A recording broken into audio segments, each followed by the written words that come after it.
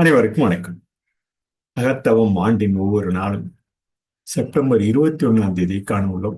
September 21 James Alan தொகுத்து வகுத்த அந்த செப்டம்பர் 21 அன்று ஒரு சொல்லில் கூற வேண்டும் என்றால் இறை அடிகளார் என்று கூறலாம். எதிரியை வெல்பவன் தனது கோட்டையும் மறைவிடத்தையும் கண்டுபிடிக்க வேண்டும்.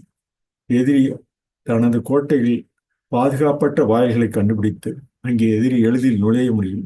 அந்த எதிரியுடன் தனது கோட்டையில் மறைவிடத்தை கண்டுபிடித்து எதிரி அந்த தனது கோட்டையில் பாதுகாப்பற்ற வாயில்களை கண்டுபிடிக்க வேண்டும். அங்கே எதிரி எளிதில் நுழைய முடியும். எனவே சலனம், இது போன்ற சலனம் அதன் அனைத்து உபசரிப்பு வேதனைகளுடன் இங்கே இப்போது வெல்ல முடியும். ஆனால் அதால் அறிவால் மட்டுமே வெல்ல முடியும். அந்த அறிவால் நாம் வெல்வது இறையடிகளாரின் சலனமற்ற அந்த செயல்கள். அதை திருவருள் இறையடிகளாரின் போர்ச்செயல் என்றே கூறலாம்.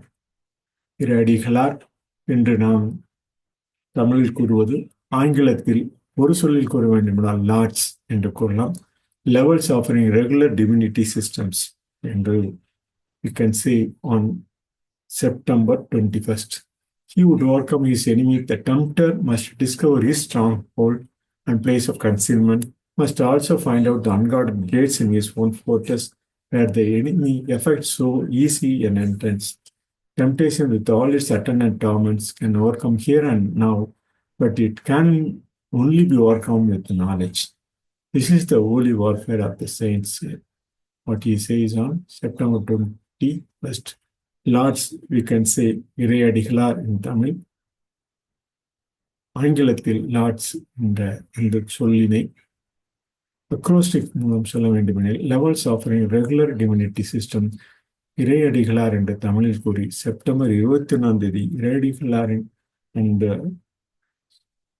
போர்ச்செயலாக சலனமற்று இறையடிகளார் எந்த நேரத்திலும் பாதுகாப்புடன் இருக்க வேண்டும். அவருடைய சலனமற்ற நிலை இறையடிகளின் போர்ச்செயலிலிருந்து கடந்து அமைதித்தன்மை அடையும் என கூறியுள்ளார். செப்டம்பர் 21 பதிவை இத்துடன் நிறைவு செய்கிறோம். நன்றி, வணக்கம்.